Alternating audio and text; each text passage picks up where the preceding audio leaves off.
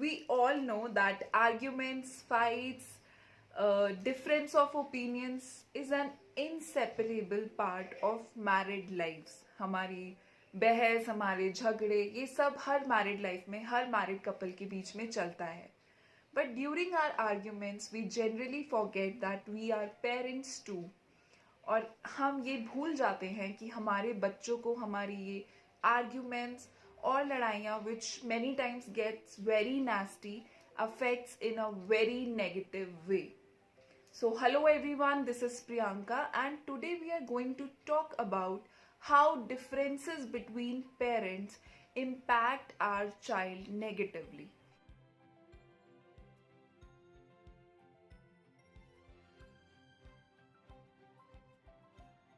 So in this video, we are going to talk about three aspects. One is we are going to discuss how our fights and arguments impact our children. Then we are going to discuss which are the signs that shows हमारी arguments से हमारा बच्चा affect हो रहा है. And at the end, we will discuss that how can we handle our arguments properly in front of children. So firstly, let's discuss the effects of our nasty fights on children and what can be the outcomes of that. So very first point is aggression in children. अगर आपका बच्चा regularly आपकी fights और arguments observe करता है या फिर आपके बीच में हो रही वायलेंस को, तो इससे वो अग्रेसिव हो जाता है, जिससे कि उसको लगता है कि शायद अग्रेशन ही एक तरीका होता है अपनी लाइफ में प्रॉब्लम सॉल्व करने का, और यही उसकी आइडेंटिटी शेप अप कर देता है. The disturbance between the parents leads to emotional distress for the child.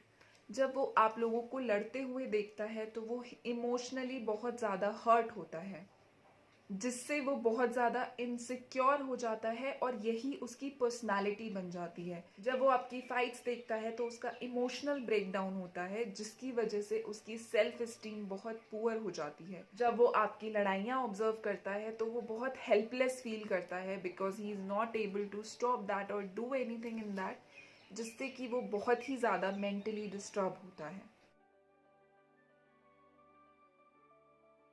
That the difference between parents leads to failure in his relationships in future. जब आपका बच्चा आपको ऑब्जर्व कर रहा होता है आपकी लड़ाई के दौरान, तो उसको ये लगता है कि this is the way how you handle relationships. Future में अपनी रिलेशनशिप्स को मेंटेन नहीं कर पाता है, या तो वो उसमें फेल हो जाता है और either he will start avoiding relationships in his life, because बचपन में उसके माँ बाप की लड़ाइयों ने उस पर इतना गहरा इम्पैक्ट छोड़ा होता है कि वो रिलेशनशिप से ही भागने लग जाता है.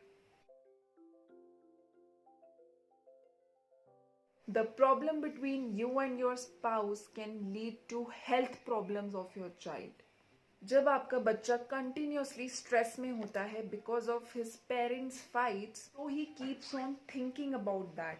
तो वो कई ऐसे स्टेप्स ले सकता है like he is not eating well, और या फिर आपकी लड़ाई के बारे में सोचना अवॉइड करने के लिए ही स्टार्ट्स ओवर ईटिंग, जिससे उसको various health issues like headache, stomach ache and the serious ones also which includes behavioural issues और मेंटल इश्यूज.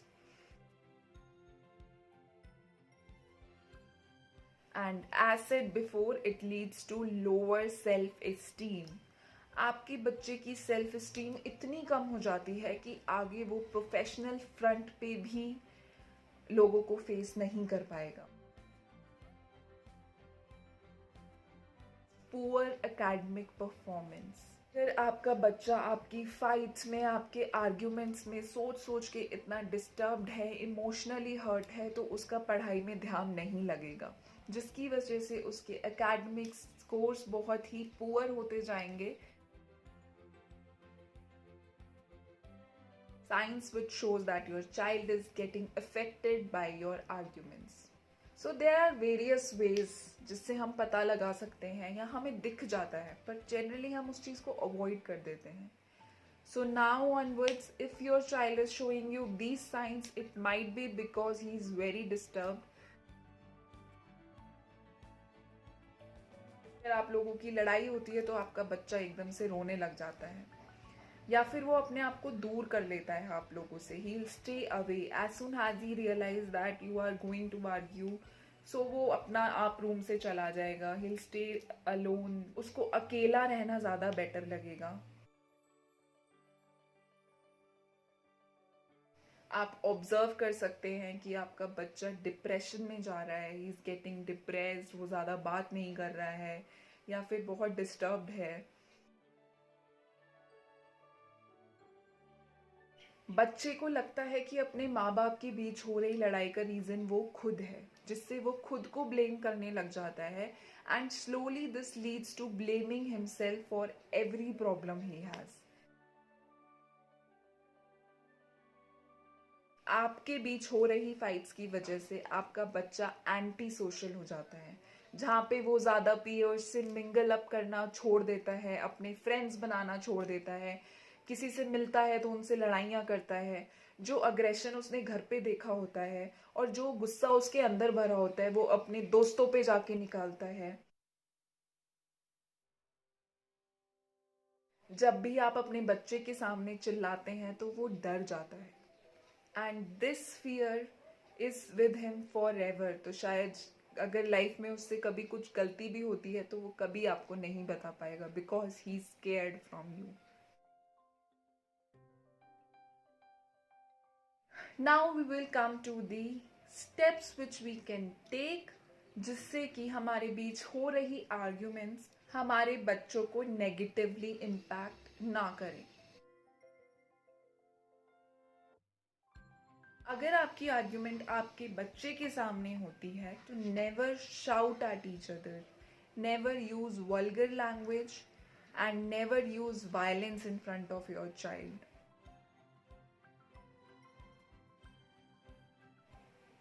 अगर आप लोगों की आर्ग्यूमेंट हो भी जाती है तो if you are sorting it out, sort it out in front of your child, where you both are apologizing each other, and you are telling your child that it's okay, there can be arguments, there can be difference of opinions, but it should not hamper the respect for one another. और अगर आप लोगों की argument आपके बच्चे की वजह से है तो please try to avoid his presence. उसकी प्रेजेंस में ये चीज डिस्कस ना करें. और किसी भी आर्ग्यूमेंट को बहुत लंबे समय तक ना स्ट्रेस करें, because it is going to be very stressful for you as well as your child. कभी भी लड़ते समय अपने बच्चों को ब्लेम ना करें, because it's already very disturbing. और अगर उन्हें लगता है that they are the reason for your fight, तो it actually make them very stressed and annoyed. Never ask your child to favor one parent, क्योंकि वो उसके लिए बहुत मुश्किल होता है, because he loves you both and he cannot choose anyone between you. So these were the few things which we can keep in our mind while arguing in front of our child. और अगर possible है तो please try to avoid any arguments in front of your kids. So with this I end up my video here, but I want you to share with me any incidents or anything which have a very bad impact on you and you feel that it has actually affected your life in some way or the other. So feel free to share it with me and I'll surely reply to your comments.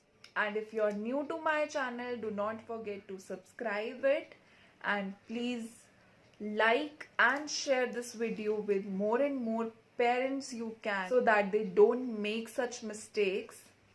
So this is Priyanka signing off for now from my channel Mapa and Me by PG. Do not forget to follow me on Twitter, Facebook and Instagram. And please stay at home, stay safe, and have a great day ahead. Thank you so much for watching.